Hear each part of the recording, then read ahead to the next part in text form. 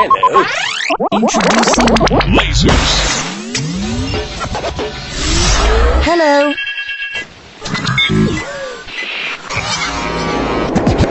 Yo, baby.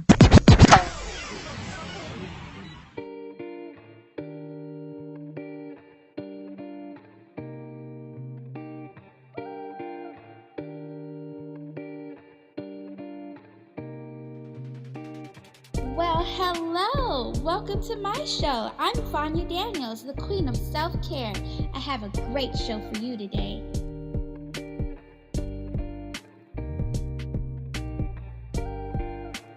Today we are talking about mindfulness. So, have you ever noticed that when you are doing a familiar, repetitive task, like, driving or vacuuming, that your mind is often miles and miles away, thinking about something else maybe? You might fantasize about going on vacation, visualize an upcoming event, or ponder on any number of things. In any case, you're not focusing on your current situation, and you are not really in touch with the here and the now. This way of operation is often referred to as automatic pilot mode. Okay? Now, mindfulness is the opposite of automatic pilot mode. It is about experiencing. Let me take that back. It is about experiencing the world that is in the here and the now.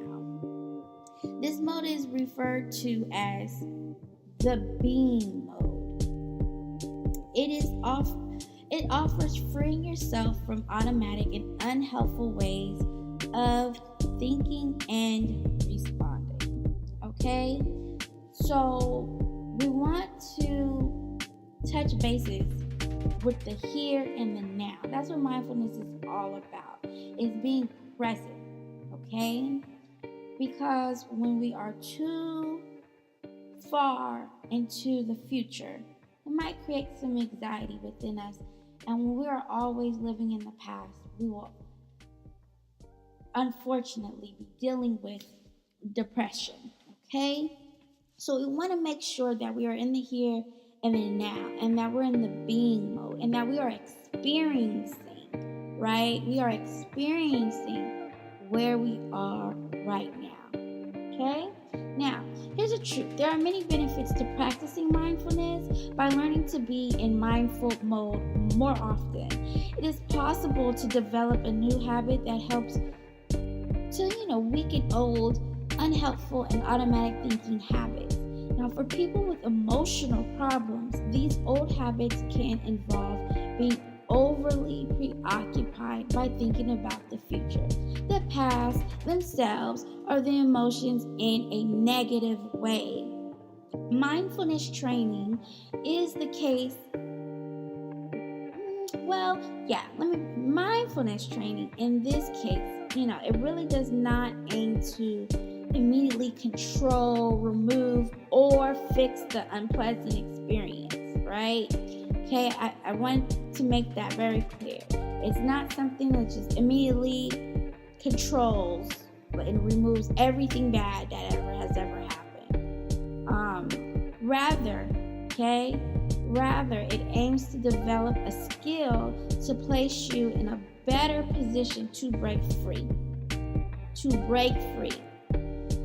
So, we want to make sure that we are breaking free of those unhelpful habits, which can also become unhealthy habits that are causing distress and preventing positive action. Now, here are a few core features of mindfulness, okay? Now take note here. We want to first observe. Observing, the first major element of mindfulness. Now, this involves observing your experience in a manner that is more direct and sensual. Sensing mode, as they say. Sensing mode. Rather than being analytical, where we're always trying to think it through. Sometimes we have to let our senses get involved. So a natural tendency of the mind is to try and think about something rather than directly experiencing it, just experiencing the moment, right? Mindfulness thus aims to shift your focus and attention away from thinking to simply observing your thoughts, feelings, and bodily sensations, touch, smell, taste, etc. And you want to do this with a kind of gentle curiosity.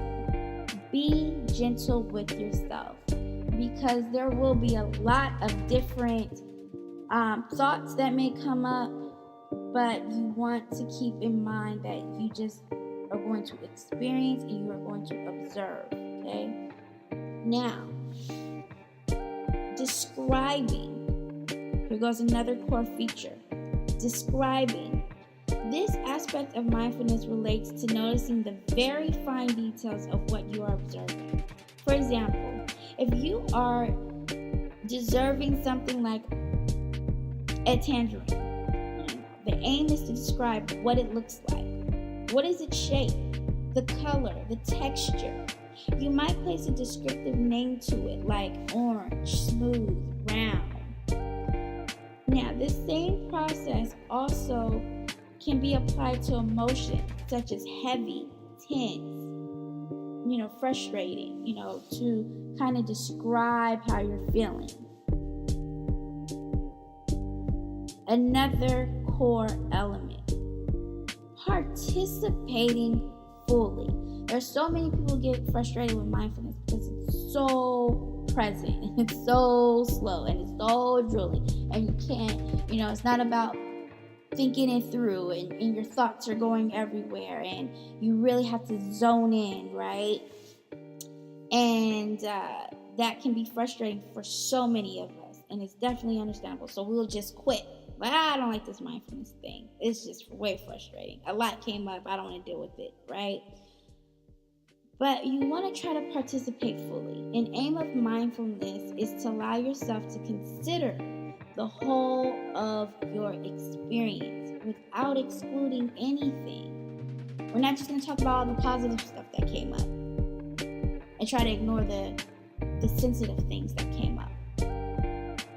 Try to notice all aspects in whatever task or activity you are doing, and do it with your full care and attention. Okay? So that's participating fully. You want to slow it down. You want to complete the task, and you want to take full notice, full care, and full attention to whatever activity you are doing. Another element, being non-judgmental. It is important to adopt an accepting stance towards your experience. Most of the time, we are so judgmental, especially those who are judgmental of others. We are darn for sure judgmental of ourselves. We are the first ones to come down on ourselves, right? So we don't really want, when we're doing mindfulness, we don't want to adopt that, right? We don't want to practice the judgment. We want to be non-judgmental. So a significant reason for prolonged emotional distress relates to attempt to avoid or control your experience. Remember, we cannot control everything. We cannot avoid everything. When being more mindful, no attempt is made to evaluate experiences or to say that they are good, bad, right, or wrong. And no attempt is made to immediately control or avoid the experience. It's about accepting. Accepting all your experience is one of the most challenging aspects of mindfulness, and this takes time. This is one of those times that you gotta flex the muscle, right? And that takes practice every day. It takes time, and it takes practice to develop. Bringing a kind and gentle curiosity, that kind and gentleness that you have to bring into mindfulness, that you have to bring in within yourself, because everything is not always glitter and gold. So you want to bring a kind and gentle curiosity to your experience. And this is one way of adopting a non-judgmental stance. Alright? Now I got one more for you. Focusing on one thing at a time. Now I know us multitaskers, we love to multitask. But for mindfulness, we have to focus on one thing at a time. Okay? Because that's when we're observing your own experience. Now, a certain level of effort is required to focus on your attention on only one thing at a time from moment to moment. It is natural for distracting thoughts to emerge while observing. Okay? So these things are not something, oh, I'm weird, or it's not something out of the blue. Well, this is natural. Okay? So from moment to moment, it is natural for distracting thoughts to emerge while observing. And that's where people get frustrated. And that's where people want to quit mindfulness. Oh, I was thinking about how yesterday my car didn't start, and I was thinking about how I can't wait to go on vacation. I was thinking about this, I was thinking about that. That's normal. Focusing on one thing at a time also takes practice. And there's a tendency to follow and chase these thoughts with more thinking about it. So it's like, a vacation. Oh, it's going to be in Miami. Oh, it's going to have lots of sun. And I'm going to stay at the Marriott. And I'm going to do... That's how that goes, right? Because we're chasing one thought after the next thought after the next thought. Now, the art of being present is to develop the skill of noticing when you have drifted away. Take notice. Take notice that you saw yourself in Miami at the Marriott on the beach. But observe, sense the mode, into thinking mode, and when it happens, it's not a mistake. So don't judge yourself. This is not a mistake. But just acknowledge it and acknowledge that it happened. And gently return to observing your experience.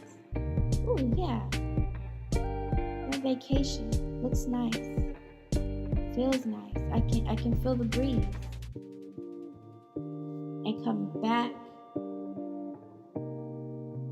to your mindfulness and observing your experience. Your experience. All right. All of this takes time. All of this is not easy to do. Mindfulness is a daily practice. Okay? So now that I've briefly gone over the core features of the wellness practice, you might be wondering how you can become mindful. Well, mindfulness is a skill, and that takes time to develop, like I said, and it's not necessarily easy. Patience is key here. Effort is key here. Ongoing, lifelong practice is key here. Okay? Mindfulness can be taught in a number of ways. Meditation is one of the techniques that is used in mindfulness. And this is something that we use when we work with our clients. We may do a mindfulness walk. We may do a mindfulness breathing technique. We may do some mindful eating. There's so many different ways to implement mindfulness in your daily life to once again enjoy that experience. And as usual, you can contact me on my website at queenofselfcare.com, queenofselfcare.com for further information on mindfulness training. And if you have questions about it, or if you want to give it a shot, give me a ring. Get me on my website. It has my number, it has my email. You can even send me a quick message on there. So, peace is available if you want it. Change is possible, and everything is waiting for you. That's all. Thanks for listening.